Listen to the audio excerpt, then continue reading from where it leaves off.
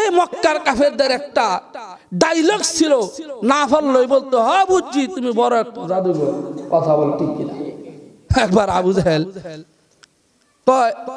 পূর্ণিমার চাঁদের রাত্রিতে আবু জাহেল ডাক দিয়ে বলে, ভাতিজা এই আজকে মুসলমান হয়ে যাবো।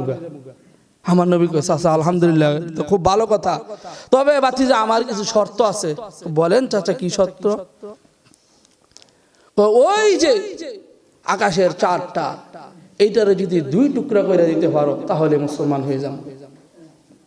আমার নবীজি বলে, চাচা সত্য? হ। আমার নবীজি এবার ওই শাহাদাত আঙ্গুলিটা আকাশের পানে তুলে নাক দিয়ে বলেন, চাঁদনে যে আল্লাহ তরে বানাইছে ওই আল্লাহর নামে তরে বললাম রে তুই 2 টুকরা হয়ে যা। বলার সাথে সাথে রে চাঁদটা 2 টুকরা হইয়া কাঁপতে কাঁপতে রে 2 প্রান্তে চলে গেছে।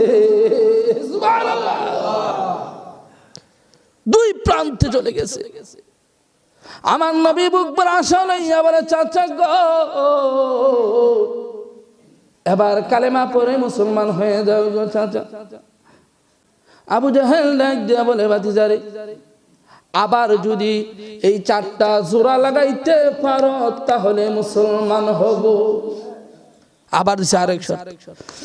আমার নবীজি আবার শাহাদাত আঙ্গুলিটা আকাশের পানে তুলে ডাক দিয়ে বলে, চাঁদরে যে আল্লাহর নামে 2 টুকরা হয়েছিলি ওই আল্লাহর নামে আবার বলছি তুই একত্র হয়ে যা। বলার সাথে সাথে রে 2 খণ্ড চাঁদ 2 প্রান্ত থেকে দেউরে আইসা আগের মতো চাঁদ হয়ে গেছে। আমার নবীজি ডাক দিয়ে বলে, ও চাচা গো এবার তো কালেমা পড়ো। পড়ে না লা ইলাহা ইল্লাল্লাহ মুহাম্মাদুর রাসূলুল্লাহ। আবু জাহেল ডাক দিয়ে বলে, ভাতিজা রে এতদিন জানতাম তোমার জাদু চলে জমিনে, আজকে বুঝলাম তোমার জাদু আকাশও চলে। নাউজুবিল্লাহ বলো। এই কারণে বাইরে আমার বন্ধুরা, আমার ঈমান এত সোজা না, হেদায়েত এত সোজা না। হেদায়েত হলো আল্লাহর পক্ষ হইতে। আল্লাহ যদি হেদায়েত না দেয় পৃথিবীর কেউ হেদায়েত দিতে পারবে না, কথা বলো ঠিক কিনা। আল্লাহ বলেন, ইন্নাকা লা তাহদি মান আহবাবতা ওয়ালাকিন্নাল্লাহা ইয়াহদি মান ইয়াশা। আমি আল্লাহ যারে চাই তারই হেদায়েত দান করি, তারই দ্বীনের পথে আনি, ইসলামের পথে আনি, তারই আমি আল্লাহ জান্নাতের পথে নিয়ে যাই। বলেন সুবহানাল্লাহ। এই কারণে হেদায়েত চাইবেন কার কাছে?